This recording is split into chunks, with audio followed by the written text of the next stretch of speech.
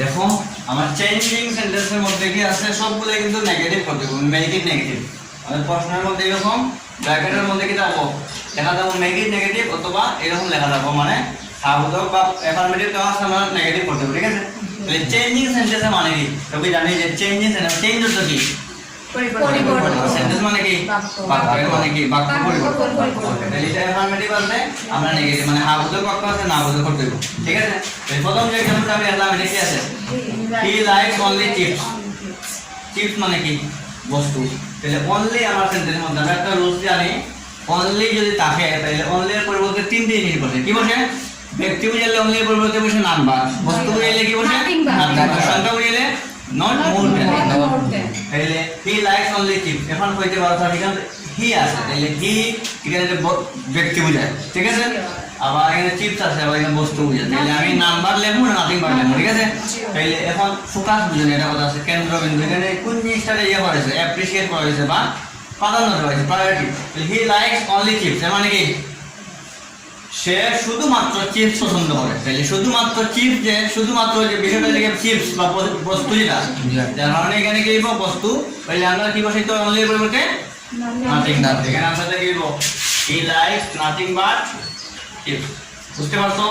Only রাখলে আমরা কি কি বসাইতে হয় নাম্বার, নাথিং বাট আর নট মোর দেন। ব্যক্তি বুঝাইলে নাম্বার, বস্তু বুঝাইলে নাথিং বাট, সংখ্যা বুঝাইলে নট মোর দেন। যেখানে চিপস আছে শুধুমাত্র সে চিপস পছন্দ করে, যার কারণে কি লিখলাম অনলি এর পরিবর্তে নাথিং বাট।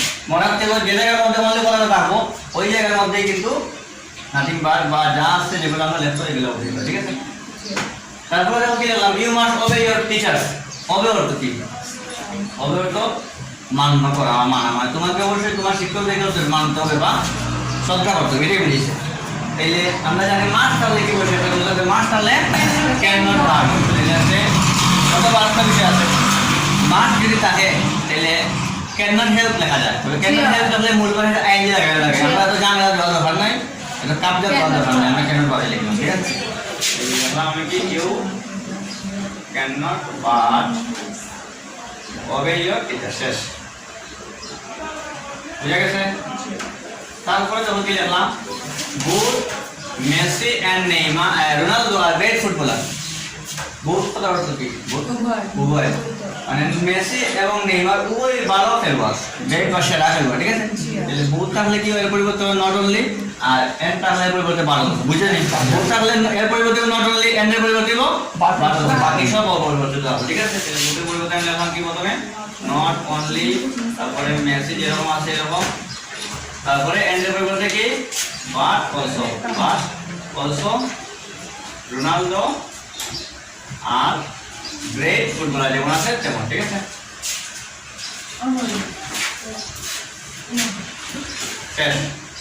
তারপরে বলি he likes coffee and ice cream, মানে ওরা ইমরান দাদা তো ইমরান দাদা আমার ইমরানের জন্য কইছে, তার বন্ধু হয়েছে শুয়ে ফোন করলো তার বন্ধু, সে বলেছে তুমি কফি খাইবে না আইসক্রিম খাইবে, উত্তর বলেছে আমি 2 টাকা খাইব, আমার 2 টাকা দরকার, 2 টাকা দিলাম, ঠিক আছে?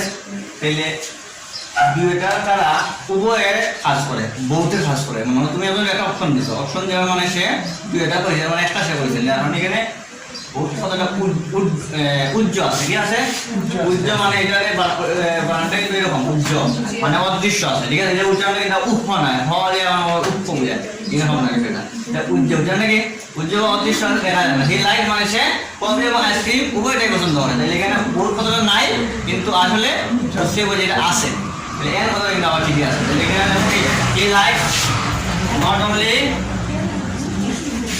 he likes not only coffee but also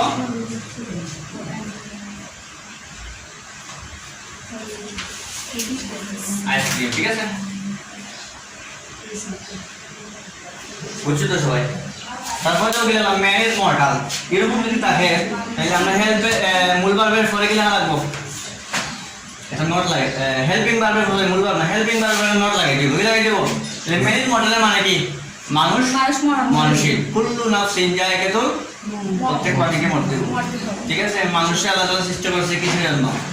মানুষের আল্লাহ তাআলা ইবাদতের জন্য না, ওমা খালাকতুল জিন্না ওয়াল ইনসা ইল্লা লিয়াবুদুন, ঠিক আছে? তো মানুষে অবশ্যই মরতে হবে আর মানুষের ইবাদত আল্লাহ করতে হবে। ইবাদতটা কিরকম হইতে হবে? সব কিছুর ক্ষেত্রে কিন্তু ইবাদত আছে। মানুষের জন্ম থেকে মৃত্যু পর্যন্ত কিভাবে চলতে হবে সব কিছু কি কার জন্য হইতে হবে মাত্র? কুল ইন্না সালাতি ওয়া নুসুকি ওয়া মাহইয়ায়া ওয়া মামাতি লিল্লাহি রাব্বুল আলামিন। আমার নামাজ, আমার কুরবানি, আমার বেঁচে থাকা, আমার মরে যাওয়া, আমার সব কিছু জন্য একমাত্র আল্লাহ। তাহলে যদি আমার এরকম থাকে তাহলে কি দিব? ইজের পরে কি দিব? একটা নোট লাগিয়ে দিব। আর মর্টালের এটা মর্টালের কি অ্যাডজেক্টিভ? অ্যাডজেক্টিভ কাকে বলে? আমার সাথে সবাই বলবে নাউন বা প্রনাউনের দোষ গুণ অবস্থা পরিমাণ অ্যাডজেক্টিভ বলে। তাহলে অ্যাডজেক্টিভ যেটা থাকবো আমরা যেটা থাকবো এটা কি বলতে দিব? এর বিপরীত শব্দ। মানে মর্টাল মানে মরণশীল, এটা বিপরীত হলো ইমর্টাল মানে অমরণশীল। ঠিক আছে? Bad good. ঠিক আছে? অথবা মনে করো এই যে অর্ডিনারি এক্সট্রা অর্ডিনারি। ঠিক আছে? এরকম একটা থাকলে আরেকটা কি যায়? Punctual late. রিমেম্বার মনে করা, এর বিপরীত কি? ভুলে যাওয়া। ভুলে যাওয়া ইংরেজি কি? ফরগেট। ঠিক আছে? এরকম একটা বিপরীত আছে। তাহলে এটা কি আনসার পাইবো? Man is not immortal. মানে অর্থটা কিন্তু পরে কিন্তু সেম থাকবে। মানে কি হলো? মানে মানুষ অমরণশীল নয়। এর মানে কি? মানুষ মরণশীল। আশা করি সবাই বুঝতে পারছো। আমাদের ক্লাস যদি ভালো লাগে তাহলে আপনারা কি করবেন? আমার চ্যানেলটি সাবস্ক্রাইব করবেন, লাইক কমেন্ট দিয়ে শেয়ার করবেন। ঠিক আছে? আর সর্বদা পাশে থাকবেন। পাশে থাকলে পাশে পাবেন। ওকে, ভালো থাকবেন। আসসালামু আলাইকুম।